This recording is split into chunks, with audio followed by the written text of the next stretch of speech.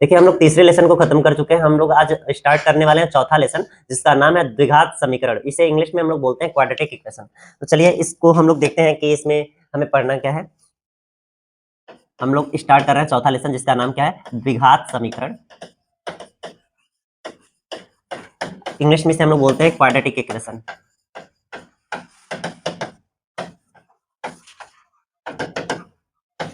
ये द्विघात समीकरण जो होता है वो होता क्या है, सबसे पहले इसके बारे में बात करेंगे। ये एक ऐसा समीकरण होता है ना, जिसमें आप देख सकते हैं कि द्विघात यानी जिसकी घात कितनी होती है, 2 होती है। यानी ये 2 घात वाला समीकरण हम लोग पढ़ने जा रहे हैं। इससे पहले आप लोग पढ़े हुए हैं जैसे इस टाइप के समीकरण कक्षा 6, कक्षा 7, कक्षा 8 में पढ़े हैं, 9 में भी पढ़े होते हैं। जैसे अगर लिखा है x + 9 = 13, तो आपको x का मान निकालना होता था, तो आप क्या करते थे, उधर भेज के घटा लेते थे, x का मान आ जाता था। यहाँ जो x की घात है वो कितनी घात है, 1 घात होती थी। इसलिए इस समीकरण को हम लोग बोलते थे एक चर वाला रैखिक समीकरण। रैखिक का मतलब होता है 1 घात वाला। रैखिक का मतलब क्या होता है, 1 घात वाला। तो 1 घात वाला समीकरण होता था ये।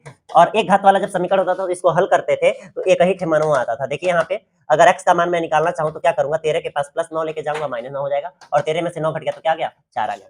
यानी कि यहाँ पे x की जगह पे क्या होना चाहिए, 4 होना चाहिए। तभी तो सोचिए 4 और 9 जोड़ने पे क्या आएगा, 13 आ जाएगा। समझ रहे हैं?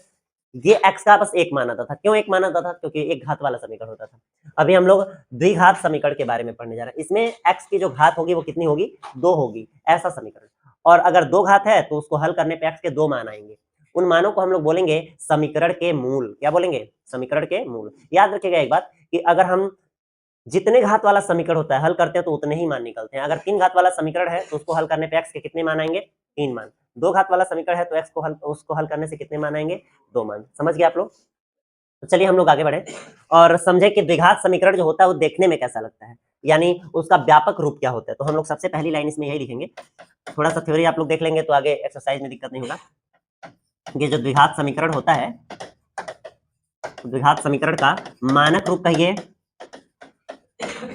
या व्यापक रूप कह लीजिए, इंग्लिश में इसे बोलते हैं हम लोग स्टैंडर्ड फॉर्म। स्टैंडर्ड फॉर्म बोलते हैं इसका। स्टैंडर्ड फॉर्म जो होता है वो क्या होता है, ax² + bx + c = 0। यही होता है इसका मतलब। कोई भी द्विघात समीकरण आप देखेगा ना तो देखने में ऐसा ही दिखेगा, ax² + bx + c, जहां a क्या है, x² का गुणांक है, b क्या है, x का गुणांक है, और c क्या है, अचर पद है। फिर से एक बार देख लीजिए, a क्या है, x² का गुणांक है, b क्या है, x का गुणांक है, और c क्या है, अचर पद है। ठीक है, तो कोई भी द्विघात समीकरण हम लोग देखेंगे तो इसी टाइप का दिखेगा। जैसे मैं एक एग्जांपल दिखा दे रहा हूं आपको द्विघात समीकरण का। मान लीजिए मैंने लिखा 2x² + 5x + 7 = 0।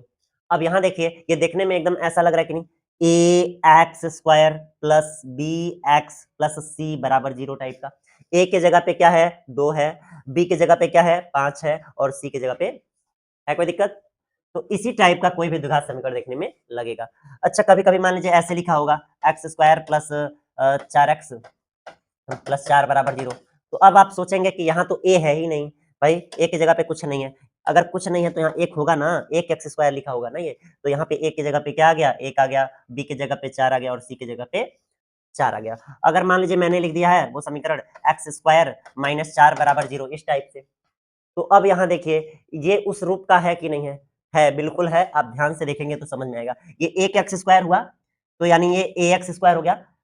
यहाँ पे x वाला टर्म गायब है ना? तो अगर x वाला टर्म गायब है तो मैं चाहूँ तो इसे ऐसे समझ सकता हूँ, ये 1x² हो गया प्लस x वाला कुछ भी नहीं है ना, तो 0 लगा देते हैं, 0x और -4 = 0। अब आप देख सकते हैं ये भी देखने में लग गया, ax² + bx, और ये प्लस लास्ट में आप चाहें तो इसे +c ऐसे लगा सकते हैं। अभी देखिए a की जगह पे 1 आ गया, b की जगह पे 0, क्योंकि b तो था ही नहीं ना, x के लोग तो थे ही नहीं, इसीलिए हमने 0 लगा दिया है। और जो लास्ट में है c की जगह पे वो क्या है, -4 है। तो ये ax² + bx + c = 0 के रूप के हो गए। मेरे ख्याल से आपको समझ में आ गया होगा। हम आगे बढ़ते हैं। अच्छा देखिए, ये 2 घात वाला समीकरण है तो इसके हल करने पे मान भी कितने आएंगे, x के 2 मान आएंगे। उन मानों को हम लोग यहाँ पे कहने जा रहे हैं अल्फा और बीटा। क्या कहेंगे, अल्फा और बीटा। तो चलिए उससे सबसे पहले इसका एक स्क्रीनशॉट कर लीजिए आप। चलिए हम लोग एक और बात समझ लेते हैं। समझना क्या है, मान लीजिए कोई एक द्विघात समीकरण है आपके पास। यदि द्विघात समीकरण, कौन सा द्विघात समीकरण, A X square plus B X plus C बराबर 0 के, अब ये दो घात वाला है तो इसके मूल कितने होंगे, दो ठे, के दोनों मूल अल्फा व बीटा हो, यानी इसके जो दोनों मान आ रहे हैं एक्स के, वो अगर मान लीजिए पहला मान अल्फा है दूसरा मान बीटा है, तो अब इसमें हम लोग दो ठे सूत्र पढ़ेंगे। पहला है मूलों का योगफल, मूलों का योगफल। तो मूलों का योगफल जो होता है उससे अगर हम लोग निकालें तो क्या आ जाता है, आता है माइनस लगा के यहाँ पे एक्स का गुणांक बटे एक्स स्क्वायर का गुणांक। ये चीजें आप एक बार और पढ़ चुके हैं बहुपद वाले लेसन में, यानी दूसरे लेसन में। अच्छा, मूलों के योगफल को हम लोग ऐसे भी तो दर्शा सकते हैं, अल्फा प्लस बीटा बराबर क्या हो जाएगा, माइनस एक्स का गुणांक क्या है भाई, एक्स का गुणांक है बी, और बटे एक्स स्क्वायर का गुणांक क्या है ए। तो यहाँ पे अल्फा प्लस बीटा बराबर क्या बन गया, माइनस बी बटे ए। ये चीज आप दूसरे लेसन में भी पढ़े हुए हैं।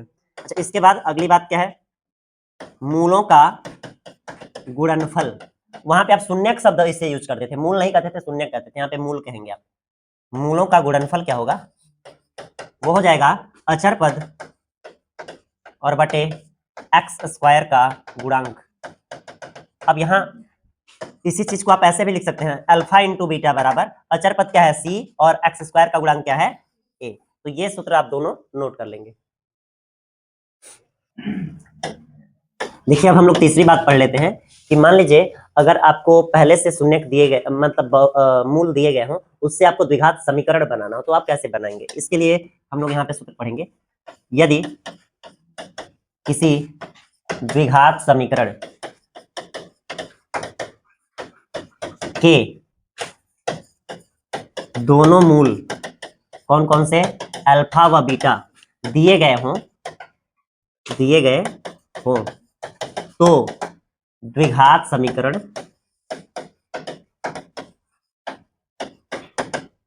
ज्ञात करना। कैसे आप ज्ञात करते हैं द्विघात समीकरण को, तो उसके लिए आपके पास यहाँ पे तरीका है।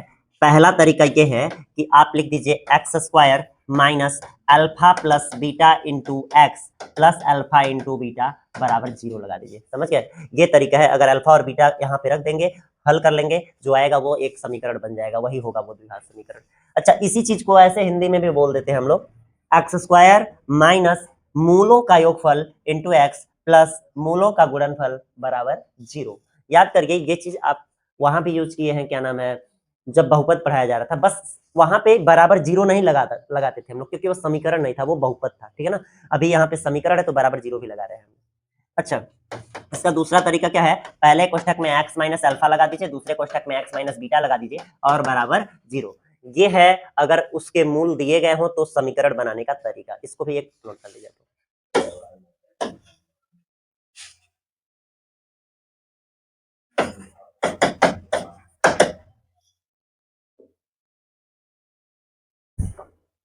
चलिए, अब हम लोग इतने से एक्सरसाइज में आ सकते हैं, जितनी जानकारी हमें मिली है उस जानकारी को लेते हुए हम लोग आगे आगे हैं।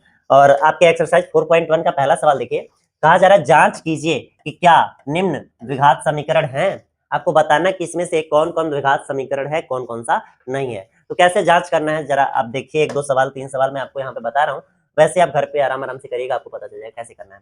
जैसे आपको पहले का पहला सवाल मैं जांच करके दिखा रहा हूँ। जो सवाल आपको दिया है, सबसे पहला काम है उस दिए हुए सवाल को नोट करना। वो क्या दिया है, x प्लस 1 का होल स्क्वायर लिखा है बराबर 2 इंटू एक्स माइनस 3 लगाया है ना। अब वैसे तो आप ध्यान से थोड़ा सा देखेंगे ना तो ये द्विघात समीकरण है, क्योंकि इसका जब होल स्क्वायर करेंगे ना तो आपको एक्स स्क्वायर मिल जाएगा, ठीक है ना। तो और कहीं एक्स स्क्वायर तो है नहीं जिससे कटने उठने का चांस हो, इसलिए ये द्विघात समीकरण है। लेकिन किताब वाला ऐसे नहीं ना मानेगा कि हाँ है, तो कैसे मानेगा, ध्यान से देखो। इसे आप प्रसार करिए पूरा, यानी x प्लस 1 का होल स्क्वायर वाला सूत्र लगाइए और पूरा प्रसार करिए। ये a प्लस बी के होल स्क्वायर के सूत्र से प्रसार जब करेंगे तो हो जाएगा ए स्क्वायर माने x का स्क्वायर प्लस बी स्क्वायर यानी 1 का स्क्वायर प्लस 2 ए माने x, बी माने 1। क्या ये बात समझे, a प्लस बी का होल स्क्वायर यानी a square plus B square plus 2ab। अच्छा, बराबर 2 से यहाँ x में गुणा कर लीजिए, 2x हो जाएगा, 2 से माइनस 3 में गुणा कर लीजिए, 2 3 6 हो जाएगा। इतनी बात सबको समझ में आई। आगे बढ़ा जाए, यहाँ मैंने a प्लस बी का होल स्क्वायर कर लिया है, क्या हुआ है, A square plus B square plus 2ab, A की जगह पे x लिखा है, बी की जगह पे 1 लिखा है, ठीक है ना।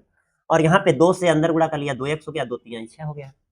अब एक काम करते हैं, ये एक्स का स्क्वायर है, ठीक है, ये एक का स्क्वायर क्या हो जाएगा, एक, दो एक कम दो एक्स हो जाएगा, और यहाँ पे प्लस वाला दो एक्स लेके आइए, क्या हो जाएगा, माइनस में दो एक्स, माइनस 6 लेके आइए, क्या हो जाएगा, +6, -6 लेके आएंगे, क्या हो जाएगा, +6, और उधर कुछ नहीं बचा तो क्या बच जाएगा, 0 बच जाएगा।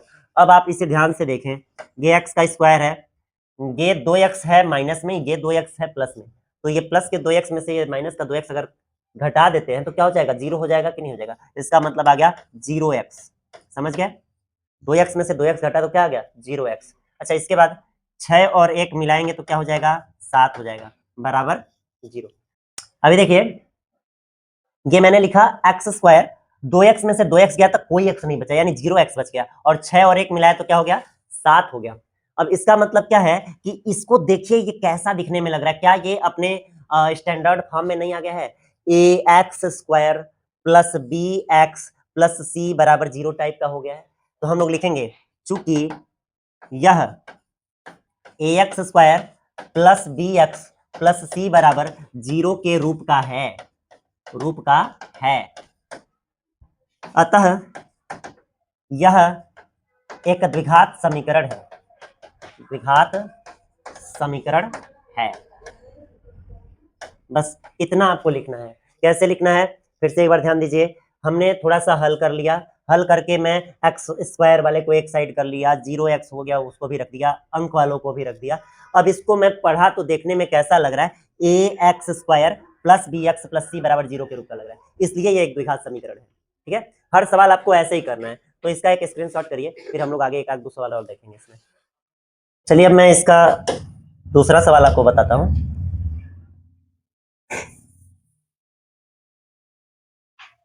पहले का दूसरा सवाल देखिए आप, पहले का दूसरा सवाल है एक्स स्क्वायर माइनस 2x बराबर -2 इंटू में लिखा 3 माइनस एक्स। ठीक है, इसको हमें चेक करना है कि क्या ये द्विघात समीकरण है या नहीं।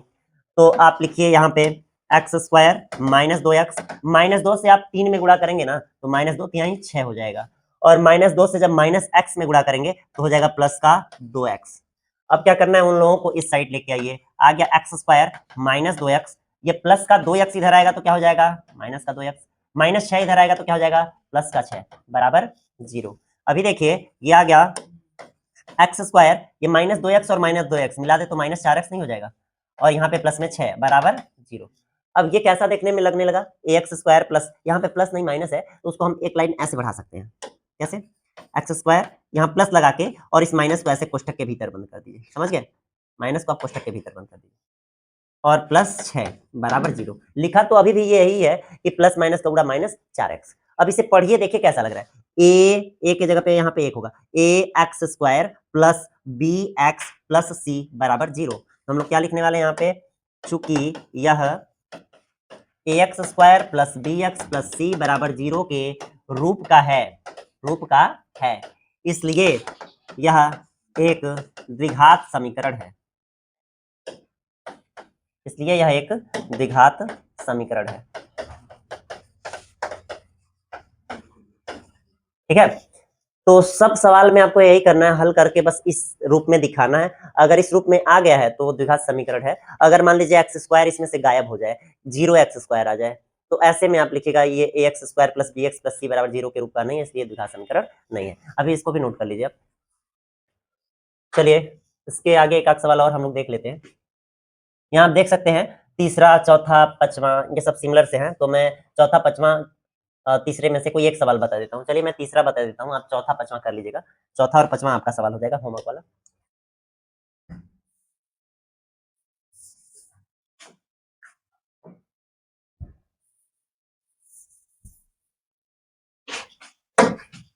पहले का तीसरा सवाल आप लोग देखेंगे, ये लिखा है x माइनस 2 पहले ब्रैकेट में, फिर x प्लस 1 दूसरे ब्रैकेट में बराबर, यहाँ x माइनस 1 लिखा है और यहाँ पे x प्लस 3 लिखा है, यही है ना। तो चलिए हम इसे हल करते हैं और चेक करते हैं क्या आता है। आपको इनका गुणा करना होगा, गुणा करना सबको आता होगा, है ना। गुणा कर जिसको नहीं आता देख सकते हैं। आपको गुणा कैसे करना होता है, इसका पहला पद लिख लीजिए और इसके सामने ये पूरा कोष्ठक ऐसे ही नोट कर दीजिए, फिर इसका दूसरा पद लिख लीजिए, फिर उसके सामने यही पूरा कोष्ठक आपको नोट कर देना है।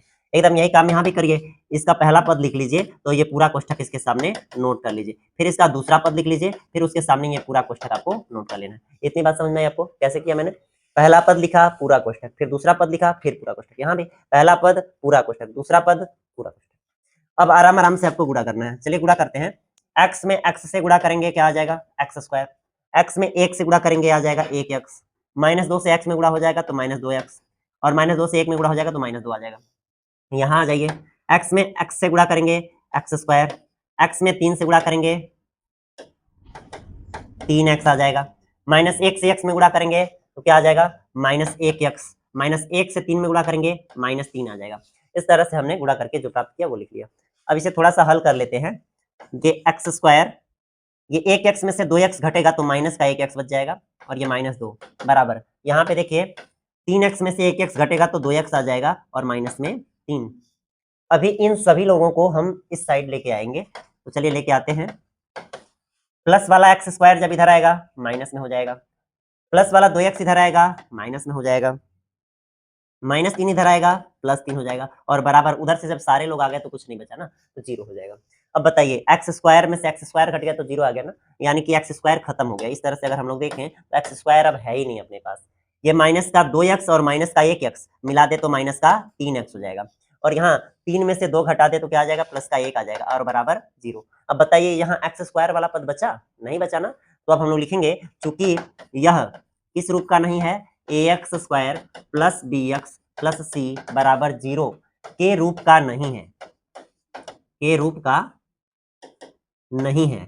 और अगर इस रूप का नहीं है तो हम लोग कहेंगे यह द्विघात समीकरण नहीं है, द्विघात समीकरण नहीं है। बस इतना करना है आपको। तो जो है वो वाला भी आपने एक एग्जांपल कर लिया, एक दो ठे, और या जो नहीं है वो भी मिल गया आपको। तो चलिए इसको भी नोट कर लीजिए, इसके बाद से हम एक आध सवाल और देखेंगे इसमें से। चलिए इसमें जो एक आध और कठिन सवाल लग रहा है वो मैं आपको बता रहा हूँ अपने हिसाब से जो कठिन लग रहा है, बाकी आप लोग आराम से घर पे करिएगा। चौथा और पांचवा आपको घर से कर लेना है, छठवां भी बहुत आराम से, अब बस इसका होल स्क्वायर करेंगे, इधर सबको भेज लेंगे, ये भी कट जाएगा और ये भी द्विघात समीकरण नहीं होगा। छठवां भी आप उसको छठवें को भी कर लीजिएगा। सतवां में देखिए यहाँ पे होल क्यूब लग गया है तो मैं इसको बता रहा हूँ, ठीक है। और सतवां अगर बता दूंगा तो आप आठवां बड़े आराम से कर लेंगे क्योंकि इसमें भी होल क्यूब लगा हुआ है, ठीक है। तो मैं सतवां आपको बता दे रहा हूँ, ये सातवां सवाल मैं बताने जा रहा हूँ आपको पहले का। यहाँ पे क्या लिखा हुआ है, x प्लस 2 का होल क्यूब बराबर 2x into x square minus 1 लिखा हुआ है, ठीक है। चलिए इसको हम लोग हल करते हैं और देखते हैं क्या आता है। ये बताइए, ये a प्लस बी के होल क्यूब जैसा है, तो अगर a प्लस बी का होल क्यूब करेंगे तो क्या हो जाएगा, a cube plus B cube plus 3ab कोष्ठक में a प्लस बी यानी x प्लस 2 हो जाएगा। क्या आप समझे हैं? मैंने a प्लस बी के होल क्यूब का प्रसार कर दिया है। क्या हुआ है, a cube plus B cube और प्लस 3ab और ब्रैकेट में क्या a प्लस बी। तो आप समझिए ना कि a के जगह पे x दिया है और b के जगह पे 2 दिया है। बस उसी सूत्र में मैंने a के जगह पे x रख दिया है और b के जगह पे 2 रख दिया है। बराबर 2x से जब x स्क्वायर में गुणा करेंगे तो हो जाएगा 2x क्यूब, और 2x से जब -1 में गुणा होगा तो हो जाएगा -2x। अब इसका क्यूब करेंगे तो क्या हो जाएगा, ये x क्यूब आ गया, 2 का क्यूब करेंगे 8 हो जाएगा, और 3 दूनी 6x हो गया, और ब्रैकेट में आ गया x प्लस 2, और ये प्लस का 2x क्यूब इधर बुला लीजिए तो हो जाएगा माइनस में, और माइनस का 2x आ गया तो हो गया प्लस में, और उधर कुछ नहीं बचा तो क्या आ जाएगा, 0 आ जाएगा। अब देखिए ये 1x क्यूब में से 2x क्यूब घटेगा तो क्या बचेगा, माइनस में 1x क्यूब बच जाएगा, ये 8 ऐसे रहने दीजिए, और 6x से अंदर गुणा कर दीजिए, हो जाएगा 6x स्क्वायर और 6 दूनी 12x। ये माइनस का नहीं, ये तो घट चुका है ना पहले ही। अब प्लस का 2x बचा है बराबर 0। अब देखिए किसी की और है कंपनी यहाँ पे, तो एक्स स्क्वायर वाले का कोई कंपनी नहीं है, एक्स स्क्वायर वाले को मैंने साइड नोट कर लिया। 12x और 2x मिला देते हैं तो क्या हो जाता है 14x, और यहाँ पे प्लस में 8 बराबर क्या 0। अच्छा अब देखिए क्या ये ax square plus bx plus c बराबर 0 के रूप का दिख रहा है, यहाँ तो 3 घात आ गया है ना, तो 3 घात आ गया तो ये त्रिघात समीकरण बन गया, द्विघात नहीं है ना। तो हम लोग यहाँ पे क्या कहेंगे, चूंकि यह ax square plus bx plus c बराबर 0 के रूप का नहीं है, और अगर नहीं है तो इसलिए यह द्विघात समीकरण नहीं है, द्विघात समीकरण नहीं है। बस इतना करना है। अब पहला नंबर जो क्वेश्चन है उसके अन्य सवालों को आप करेंगे, ठीक है, वो आपका काम है, इसको नोट कर लीजिए। चलिए आगे बढ़ते हैं और देखते हैं अगले क्वेश्चन को। यहाँ पे देखिए कहा जा रहा है निम्न स्थितियों को द्विघात समीकरणों के रूप में निरूपित कीजिए।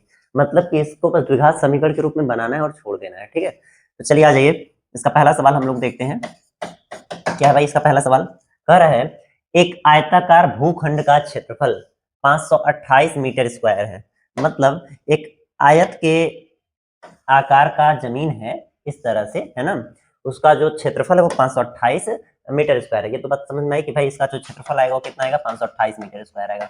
ठीक है, आगे बढ़िए। कहा जा रहा है इस क्षेत्र की जो लंबाई है ना वो चौड़ाई के दोगुना से एक ज्यादा है। मतलब ये होगा लंबाई और ये क्या होगा, चौड़ाई। तो जो कह रहा है लंबाई जो है वो चौड़ाई के दोगुना से भी एक ज्यादा है। तो एक काम करें, मान लेते हैं चौड़ाई है x मीटर, कितना है, x मीटर। तो सोचिए अगर चौड़ाई x मीटर है तो लंबाई क्या हो जाएगा, इस x के दोगुना, मतलब कि चौड़ाई के दोगुना से भी एक ज्यादा, यानी एक अधिक, इतना मीटर नहीं हो जाएगा। जैसा प्रश्न में कह रहा है एकदम वही काम हम किए हैं। देखिए चौड़ाई को मैंने अगर x मान लिया, जो लंबाई है वो क्या है, चौड़ाई के 2 गुने से एक ज्यादा, यानी एक बढ़ा दिए, इतना मीटर है। ठीक है, तो हम लोग वही काम यहाँ पे करेंगे, लिखेंगे माना आयताकार भूखंड, भूखंड माने जमीन का एक टुकड़ा, की चौड़ाई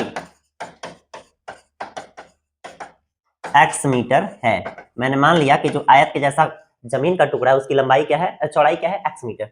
इसलिए लंबाई क्या हो जाएगी, लंबाई जो होगी वो चौड़ाई के दोगुने से 1 मीटर अधिक होगी। ठीक है, तो ये अगर ये लंबाई हो गई और ये चौड़ाई हो गई तो अब क्षेत्रफल बड़े आराम से हम लोग निकाल सकते हैं। तो लिखेंगे प्रश्नानुसार, जैसा कि प्रश्न में कह रहा है उसी प्रश्न के अनुसार आप देखें जो भूखंड का क्षेत्रफल है, भूखंड का क्षेत्रफल जो है वो कितना है भाई, वो है अपना 528 मीटर स्क्वायर है। अब ये बताइए भूखंड का क्षेत्रफल माने वो आयत का क्षेत्रफल, आयत का क्षेत्रफल का सूत्र क्या होता है, लंबाई और गुणे चौड़ाई। लंबाई के जगह पे कितना रखेंगे, 2x + 1, गुणे चौड़ाई के जगह पे कितना रख देंगे, x। तो लंबाई में चौड़ाई से गुणा किए तो आ गया क्षेत्रफल 528। ठीक है, अब चलिए गुणा करके दिखा देते हैं। 2x स्क्वायर हो जाएगा और x से जब 1 में गुणा होगा तो क्या हो जाएगा, x से कम x हो जाएगा। देखिए x से 2x में गुणा हो गया तो 2x स्क्वायर हो गया और x से कम क्या हो गया, x हो गया। प्लस 528 इधर आ जाएगा तो क्या हो जाएगा, -528 हो जाएगा। और जब वो राशि इधर आ गई तो इधर कुछ नहीं बचा ना, तो इतना हो गया। यही हुआ अपना आंसर, यही हो गया वो द्विघात समीकरण। इसी रूप में इसे बना के छोड़ देना है। ठीक है, बस इतना ही करना है। तो इसका स्क्रीनशॉट कर लीजिए आप। ठीक है, अब हम लोग आगे बढ़ते हैं। अगला सवाल देखिए, अगला सवाल जो है वो 2 क्रमागत धनात्मक। तो चलिए आपको कुछ नियम बताते हैं। ये नियम इतने इंपॉर्टेंट है कि हर जब भी आप ऐसा सवाल पाएंगे ना तो उसमें आपको ये यूज करना पड़ेगा। बहुत ध्यान से समझिएगा इन नियमों को जो मैं बता रहा हूँ। नियम क्या है, संख्या संबंधी कुछ नियम है। और संख्या संबंधी नियम ये है कि जब किसी प्रश्न में आपको क्रमागत संख्या माननी हो, कौन सी संख्या, बस क्रमागत संख्या। ठीक है, क्रमागत संख्या, तो आप कैसे मानेंगे, मानने का तरीका क्या है, ध्यान दीजिएगा।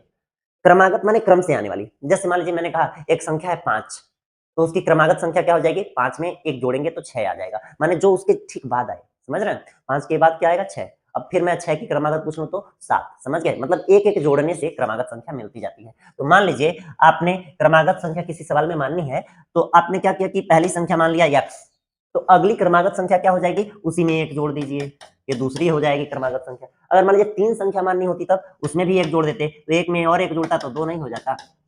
अगली भी माननी हो तब तो एक और जोड़ दीजिए। ऐसे ही क्रमागत संख्या जब भी किसी सवाल में मानने को आएगा तो याद रखेगा x पहला संख्या मानेंगे तो दूसरा हो जाएगा x + 1, तीसरा अगर मान लीजिए होता तो x + 2 हो जाता, चौथा अगर मान लीजिए होता तो x + 3 हो जाता। क्यों, क्योंकि क्रमागत संख्याओं में 1 का गैप होता है। कितने का गैप होता है, 1 का। ठीक है भाई, अब एक बात और, क्रमागत संख्या के साथ बहुत सावधान रहिएगा, क्रमागत के साथ सम यूज कर दे, सम माने जो 2 से कट जाते हैं, या विषम यूज कर दे। विषम माने जो 2 से ना कटे। क्रमागत सम कहा जाए चाहे क्रमागत विषम कहा जाए, अगर ये मानना हो तो आप कैसे मानेंगे। मान लीजिए कोई सम संख्या माने जो 2 से कट जाए। मान लीजिए कोई सम संख्या, मेरे पास मान लीजिए कि 6 एक सम संख्या है, तो 6 के बाद अगली सम संख्या क्या आएगी, तो सोचिए जरा 8 आएगी कि नहीं, क्योंकि 6 के बाद 7 तो कटेगा नहीं, 8 कटेगा 2 से। अच्छा उसके बाद से 8 के बाद 9 नहीं कटेगा 2 से, 10 कट जाएगा, फिर 11 नहीं कटेगा 12 कट जाएगा 2 से, फिर 13 नहीं कटेगा 14 कट जाएगा 2 से, फिर 15 नहीं कटेगा 16 कट जाएगा 2 से। इसका मतलब क्रमागत जब सम संख्या निकाल रहे हैं तो हम दो दो जोड़ के निकाल रहे हैं। कितना जोड़ रहे हैं? 6 में 2 जोड़ा 8, फिर 8 में 2 जोड़ा 10। समझ गए? तो यानी जब भी क्रमागत सम संख्या की बात करी जा रही है तो 2 जोड़ना पड़ता है। विषम के लिए भी यही सिस्टम है। मान लीजिए विषम संख्या है 5, क्योंकि 5 2 से नहीं कटता है ना, तो अगली क्रमागत विषम संख्या क्या आएगी? 5 में 2 जोड़िए 7, फिर 7 में 2 जोड़िए 9, फिर 9 में 2 जोड़िए 11। इसका मतलब ये हुआ कि जब भी क्रमागत की बात करी जाएगी तो एक एक जोड़ना है, लेकिन क्रमागत के साथ सम, अच्छा क्रमागत के साथ विषम शब्द अगर जुड़ गया तो आपको दो दो जोड़ के बताना है, क्योंकि देखिए सम संख्या में भी दो का गैप है, अब विषम संख्या में भी दो का गैप है। समझ गए? तो हम लोग लिखेंगे क्रमागत सम मानना हो चाहे क्रमागत विषम मानना हो, तो पहला संख्या अगर यक्ष मान लिए, दोनों सम हो चाहे विषम, सवाल एकदम ऐसे ही मानना है सवाल में। तो पहला अगर यक्ष मान लिए तो अगला क्या हो जाएगा? 2 जोड़ के, यानी x प्लस 2। अगला क्या हो जाएगा? x प्लस 4, क्योंकि 2 और जोड़ेंगे तो 4 हो जाएगा। अगला क्या हो जाएगा? x plus 6। समझ गए? ऐसे करके आप आगे संख्याओं को मान सकते हैं। तो क्रमागत अगर कहेगा तो एक एक जोड़ के मानना है, और क्रमागत के साथ सम लग जाए चाहे क्रमागत के साथ विषम लग जाए तो x मानेंगे तो x प्लस 2 मानेंगे, दो दो जोड़ के मानना पड़ेगा। समझ गए? तो इसका एक अच्छा सा स्क्रीनशॉट कर लीजिए जिससे आपको ये समझ में आ जाए बात। ठीक है, कर लिए? अब हम लोग आगे बढ़ते हैं। ये तो संख्या संबंधी बात हो गई। अब हम लोग ना नाव संबंधी बात कर लेते हैं। किसी किसी सवाल में नाव की भी बात आती है, नाव संबंधी, है ना। मान लीजिए कोई नदी है, उस नदी में धारा जो है वो इस तरह से बह रही है उस दिशा में, ठीक है, और अपने पास एक नाव है। हाँ भाई, अपने पास एक नाव भी है ना। मान लीजिए यह नाव होगी अपनी। अब ये जो नाव है, ये नाव भी जिधर धारा जा रही है उधर ही जा रही है। मान लीजिए कि नाव की भी दिशा वही है जो धारा की दिशा है। इस केस में हम लोग कहेंगे कि जो नाव है वो धारा की दिशा में जा रही है, धारा की दिशा में जा रही है। या धारा की दिशा में जो शब्द है ना, इसे आप ऐसे भी बोल सकते हैं, धारा के अनुकूल।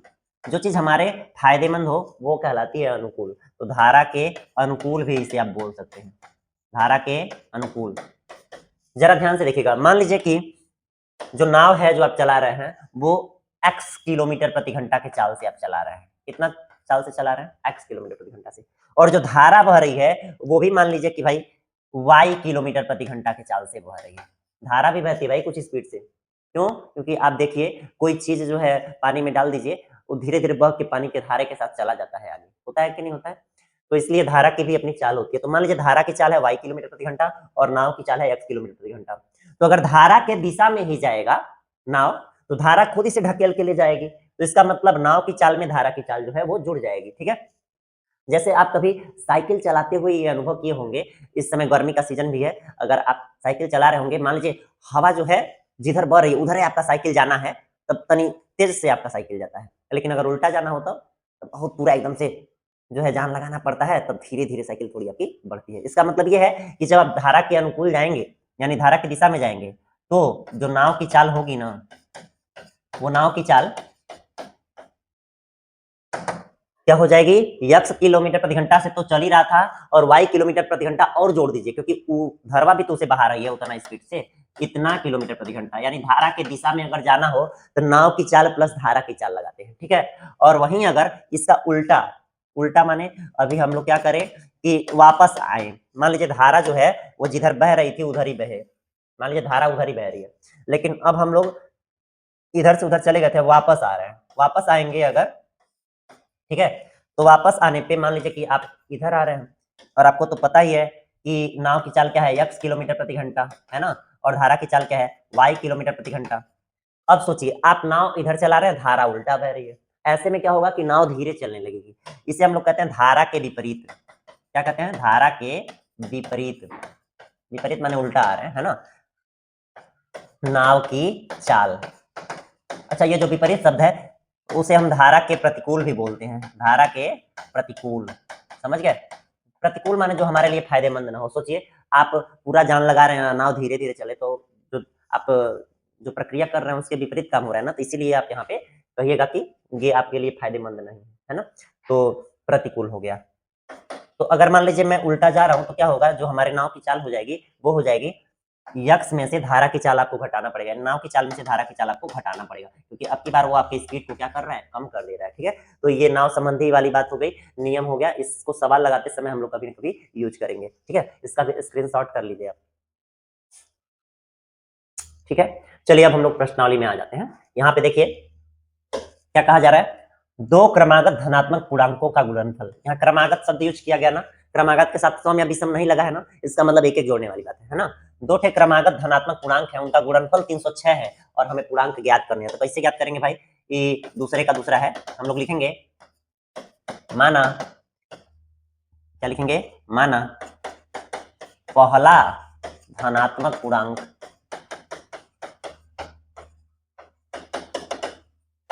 x है। मैंने मान लिया कि जो पहला धनात्मक पूर्णांक है वो क्या है? x है। इसलिए जो दूसरा क्रमागत धनात्मक पूर्णांक होगा, क्रमागत माने क्रम से आने वाला, क्रमागत धनात्मक पूर्णांक जो होगा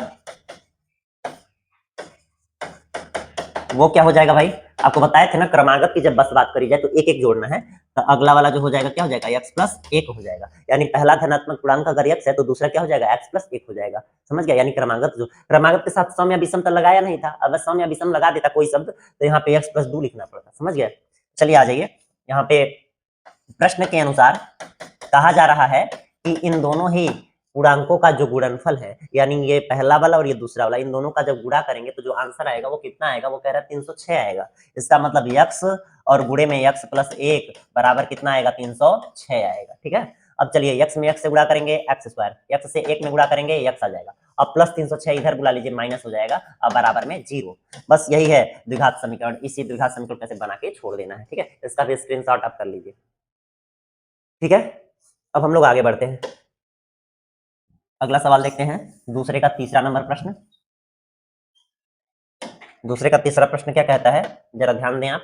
कहा जा रहा है रोहन की माँ उससे 26 वर्ष बड़ी है। रोहन कोई लड़का है, उसकी मम्मी उससे कितने साल बड़ी है भाई? 26 साल बड़ी है। कहा जा रहा है उनकी आयु वर्षों में का गुणनफल अब से 3 साल बाद 360 हो जाएगा। जब बताए थे ना, बाद की बात करी जाए तो वर्तमान उम्र में जोड़ देना है, और पहले की बात करी जाए तो वर्तमान उम्र में से घटा देना है। जैसे मान लीजिए मैं कहूं कि अभी आप 10 साल के हैं तो 3 साल बाद कितने साल के हो जाएंगे? 10 और 3 13 साल के हो जाएंगे। समझ गए? और 3 साल पहले कितने के रहे होंगे? तो 10 में से 3 घटा के 7 साल के रहे होंगे। समझ में आ रहा है? तो जब बाद की बात करी जाए तो जोड़ना है, और जब पहले की बात करी जाए तो घटाना है। ठीक है, तो चलिए आ जाइए, हम लोग मान लेते हैं, माना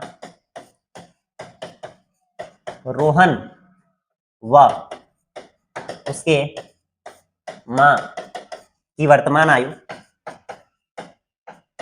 वर्तमान माने इस समय की, है ना, वर्तमान आयु क्रमशः x व y वर्ष है। बहुत सारे बच्चे क्रमशः शब्द का मतलब वो नहीं समझते हैं, जरा ध्यान दीजिए। क्रमशः इसलिए लगाया जाता है कि जैसे नामवा पहले या दूसरे आया है ना, वैसे इनका उम्रवा भी पहले दूसरे हो जाएगा। माने पहले रोहन का नाम आया है तो पहला उम्र जो होगा वो रोहन का हो जाएगा, उसके बाद उसकी मम्मी की बात आई है तो दूसरा उम्र जो होगा उसकी मम्मी का उम्र हो जाएगा। ठीक है ना, क्रमशः शब्द इसीलिए लगाया जाता है। ठीक है, तो चलिए देखिए, कहा जा रहा है कि रोहन की मम्मी जो है उससे कितने साल बड़ी है। अरे वो मैंने गलत कर दिया, गलत क्या कर दिया भाई? गलत ये कर दिया, मैं सोचा कि इसको कौन से युगपत से लगाना है। हमने युगपत से थोड़ी लगाना है इसे, किससे लगाना है हमें? हमें तो द्विघात समीकरण बनाना है, तो हम x और y दोनों नहीं मानते, हमें ऐसे नहीं करना चाहिए था। चलिए आ जाइए, सॉरी। कहा जा रहा है रोहन की माँ उससे 26 साल बड़ी है, तो मान लेते हैं, माना रोहन की आयु x वर्ष है। मैंने मान लिया रोहन कितने साल के हैं? x साल के, इसलिए उसके माँ की उम्र क्या हो जाएगी? माँ की जो आयु है वो क्या हो जाएगी? उससे 26 साल बड़ी है ना मम्मी। तो देखिए अभी 1 साल की है, क्या है वो रोहन जो है, उससे 26 साल बढ़ा दीजिए, माने उसी में 26 जोड़ दीजिए, इतने साल की हो जाएंगे उसकी मम्मी। समझ गए? फिर से देखिए, अभी मान लिया मैंने कि 1 साल का रोहन है तो उसकी मम्मी 26 साल बड़ी है, यानी 26 साल बढ़ा दिए, तो ये उसकी उम्र हो गई, उसकी मम्मी की उम्र हो गई। मैंने जो पिछले बार में लिख दिया था वो मैं युगपत से सोच लिया था कि युगपत से लगा रहा है, मैं भूल गया था। चलिए कोई बात नहीं। अब देखिए, कहा जा रहा है कि उनकी उम्र का जो गुणनफल है अब से 3 साल पश्चात, पश्चात माने बाद में, तो सबसे पहला काम यही है, अब से 3 साल बाद देखें ये लोग कितने कितने साल के हो जाएंगे। जरा ध्यान दीजिएगा, प्रश्न के अनुसार हम यहाँ पे काम करने जा रहे हैं। जैसा कि प्रश्न में कह रहा है 3 वर्ष पश्चात, क्या लिखेंगे? 3 वर्ष पश्चात रोहन की आयु बराबर, रोहन की आयु बराबर, सोचिए अभी रोहन 1 साल का है ना, तो 3 साल बाद कितना का हो जाएगा? x प्लस 3 साल का होगा कि नहीं होगा? क्योंकि बाद की बात करें तो जोड़ देते हैं। वही 3 वर्ष बाद, भाई रोहन अगर 3 साल बढ़ रहा है तो उसकी मम्मी की उम्र रुकी नहीं ना रहेगी, वो भी 3 साल बढ़ जाएंगी। तो वही 3 वर्ष पश्चात माँ की उम्र क्या हो जाएगी, माँ की उम्र यानी आयु जो होगी वो क्या हो जाएगी। अभी सोचिए उसकी माँ कितने साल की है, x प्लस 26 साल की है, उसमें भी 3 जुड़ जाएगा यानी x प्लस 29 साल की हो जाएंगी वो, ठीक है, कितने साल की हो जाएंगी। और कह रहा है सवाल में कि 3 साल बाद वाली जो ये उम्र है ना, उन दोनों का गुणनफल कितना है, उन दोनों का जो गुणनफल है वो है 360। इसका मतलब ये हुआ कि 3 साल बाद जो रोहन की उम्र है वो, और 3 साल बाद जो उसके मम्मी की उम्र है वो, इन दोनों का गुणनफल कितना होगा, 360 होगा। चलिए यक्स में यक्स से गुणा करते हैं एक्स स्क्वायर, यक्स में 29 से गुणा करते हैं 29 यक्स, 3 से यक्स में गुणा करते हैं 3 यक्स, 3 से 29 में गुणा करते हैं 29 या 87 हो जाएगा, और प्लस 360 इधर बुला देते हैं माइनस 360 हो जाएगा, अब बराबर 0। अब एक्स स्क्वायर 29 3 32 एक्स हो जाएगा, है ना, और ये घटा लीजिए 360 में से अगर हम लोग इस 87 को घटा लेते हैं तो कितना आ जाएगा भाई, माइनस में 273 आ जाएगा बराबर 0। हाँ भाई 273 ही आ जाएगा, 7 3 10 8 7 15 एकदम बिल्कुल सही है। तो इसका भी आप एक स्क्रीनशॉट कर लीजिए, बस यही समीकरण बना के हमें छोड़ देना है, ठीक है। ये ना वो थोड़ा मिटा देता हूँ ताकि आपको दिक्कत ना लगे, है ना।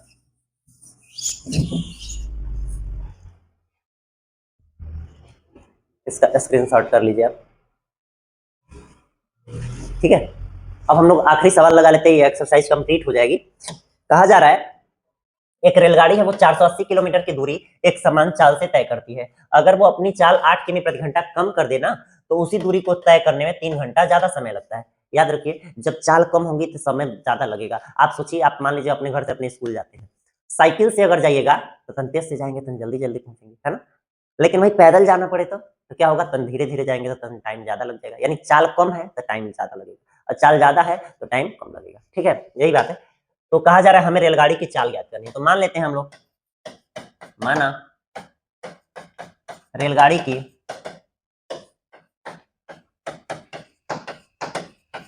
चाल x किलोमीटर प्रति घंटा है, मैंने मान लिया कि रेलगाड़ी की जो चाल है वो क्या है, x किलोमीटर प्रति घंटा है। तो इस स्पीड से यानी x किलोमीटर प्रति घंटा की चाल से अगर वो 480 किलोमीटर जाए तो कितना टाइम लगेगा, ये चेक कर लेते हैं हम लोग लिखेंगे इसलिए 480 किलोमीटर की दूरी तय करने में लगा समय बराबर, तय करने में लगा समय बराबर, समय का सूत्र क्या होता है, समय बराबर होता है दूरी बटे चाल। क्या होता है, दूरी बटे चाल। दूरी कितनी है, 480 किलोमीटर की दूरी है, और बटे चाल कितनी है, x है। अब ये दूरी में चाल से भाग कर लिए तो क्या आ गया, समय आ गया। समय किस में आएगा भाई, घंटे में आ जाएगा, यानी इतना घंटा लग रहा होगा जब ट्रेन x किलोमीटर प्रति घंटा की चाल से चल रही है। अब कह रहा है कि उसकी चाल 8 किलोमीटर प्रति घंटा कम कर दें, तो चलिए कम हम करते हैं, प्रश्न जैसा कर रहा है वैसा करते हैं। लिखेंगे प्रश्नानुसार, प्रश्नानुसार रेलगाड़ी की चाल, रेलगाड़ी की चाल 8 किलोमीटर प्रति घंटा कम करने पर नई चाल बराबर। अब सोचिए नई वाली चाल क्या हो जाएगी, अभी किस स्पीड से चल रहा है ट्रेन, x से ना 8 कम करिएगा तो x माइनस 8 की स्पीड से चलने लगेगा कि नहीं चलने लगेगा, यहाँ पे हो जाएगा। तो अब इस स्पीड से हम लोग देखते हैं कि 480 किलोमीटर जाने में कितना समय लगेगा। तो अब हम लोग लिखेंगे इसलिए 480 किलोमीटर जाने में लगा, जाने में या 180 किलोमीटर की दूरी तय करने में तो ज्यादा अच्छा लगेगा कि दूरी तय करने में लगा समय बराबर। कितना समय लगेगा, फिर से समय का सूत्र क्या होगा, दूरी और बटे चाल। दूरी तो 480 किलोमीटर ही है, लेकिन चलिए अब घट गई है, x माइनस 8 हो गई है, इतना घंटा लग गया। अच्छा अब सोचिए जरा, पहले कितना समय लगता था इतना, अब कितना समय लग रहा है इतना।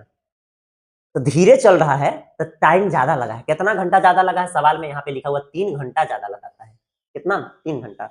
यानी ये वाला जो समय है और ये वाला जो समय है उसमें क्या संबंध है भाई, ई वाला जो समय है वो 3 घंटा ज्यादा लगा है क्योंकि धीरे चल रहा है ना भाई, 3 घंटा ज्यादा है। मतलब अब अगर हम लोग चाहें तो दोनों समय की तुलना करें, एक साइड ये वाला पुराना वाला समय लिख दें और एक साइड ये नया वाला समय लिख दें, तो आपको पता है कि ये वाला जो समय है वो 3 घंटा ज्यादा है। ये कितना ज्यादा है, 3 घंटा ज्यादा है। क्यों ज्यादा है, क्योंकि यहाँ पे स्पीड घट गई थी, जब घट गई थी तो टाइम ज्यादा लगा। कितना ज्यादा लगा, 3 घंटा ज्यादा लगा, माने इस समय और इस समय में कितना क्या अंतर है, 3 घंटा के अंतर। अब आप सोचिए अगर ये 3 घंटा अधिक है तो इसमें भी 3 बढ़ा देते हैं ताकि दोनों समय क्या हो जाए, बराबर हो जाए। सोचिए ये 3 घंटा ज्यादा था तो हम भी इसमें 3 जोड़ दिए ताकि दोनों लोग क्या हो जाए, बराबर हो जाए। अब बन जाएगा समीकरण। अब इसके नीचे क्या हो सकता है, एक और यक्स का लसा कर लेंगे, क्या हो जाएगा, यक्स से यक्स कट गया एक बार में, 480 आ जाएगा। और एक से यक्स बार भाग गया तो यक्स का गुणा 3 में हो जाएगा तो 3 आ जाएगा। अब बराबर 480 बटे यक्स माइनस 8। ठीक है, अब इसका गुणा यहाँ करेंगे, इसका गुणा यहाँ करेंगे, तो देखिए जब इससे यहाँ गुणा होगा तो 480 प्लस 3x का गुणा हो गया किसमें, यक्स माइनस 8 में, और 480 से किसमें गुणा हो जाएगा, यक्स में गुणा हो जाएगा, हो जाएगा 480 यक्स। ठीक है, अब ये बताइए 480 से x में गुणा हो जाएगा, क्या हो जाएगा 480 x, 480 से 8 में गुणा हो जाएगा तो क्या आ जाएगा भाई, 480 से चलिए 8 में गुणा करते हैं, 8 से 0 में गुणा हो जाएगा, 0 आ जाएगा, 8 8 64 का 4 हो जाएगा, हासिल 6 आ जाएगा, 8 चौको 32, 32 6 38, 38 तो 40 आ जाएगा। ठीक है, और उसके बाद से ये 480 से तो इन दोनों में गुणा हो गया। अब 3x से गुणा करते हैं, 3x से जब x में गुणा होगा तो 3x स्क्वायर बन जाएगा, और 3x से जब भाई माइनस 8 में गुणा होगा तो 3 8 24x, माइनस का 24x बन जाएगा, और प्लस 480 वाले को इधर बुला देते हैं, माइनस 480x हो जाएगा, और उधर कुछ नहीं बचेगा, माने 0 बच जाएगा। अब देखिए प्लस का 480x माइनस का 480x कट के खत्म हो जाएंगे, यहाँ 3x स्क्वायर बच गया, माइनस 24x बच गया, और ये माइनस 38 40 बच गया। ठीक है, बराबर 0। अब ये आप देख सकते हैं तीनों में से कॉमन है, तो 3 को चलिए हम लोग कॉमन कर लेते हैं। जब 3 कॉमन कर लेंगे तो यहाँ x स्क्वायर बचेगा, 3 8 24 होता है तो 8x बच जाएगा, और 3 से इसमें कितना बार भाग जाएगा, 3 एकम 3, 3 दूनी 6, और 3 8 24 बराबर 0। ठीक है, तो इसका मतलब 3 से उधर भाग कर लीजिए, 0 में खत्म हो जाएगा, आ जाएगा x स्क्वायर माइनस 8x और माइनस 1280 बराबर 0। यही है वो द्विघात समीकरण जिसे अगर हम लोग हल कर दें तो रेलगाड़ी की चाल आ जाएगी। ठीक है, इसका भी स्क्रीनशॉट कर लीजिए आप, ये थोड़ा सा लंबा हो गया, चलिए मैं इसको साइड में यहाँ पे लगा देता हूँ। हाँ, ठीक है, अभी आप इसका एक स्क्रीनशॉट कर लीजिए। तो ये एक्सरसाइज कंप्लीट हो गई, जो नियम बताए गए हैं वो नियम याद रखिएगा, और ये नियम जो है वो अगले एक्सरसाइज में काम आएंगे। चलिए मिलते हैं अगले एक्सरसाइज में।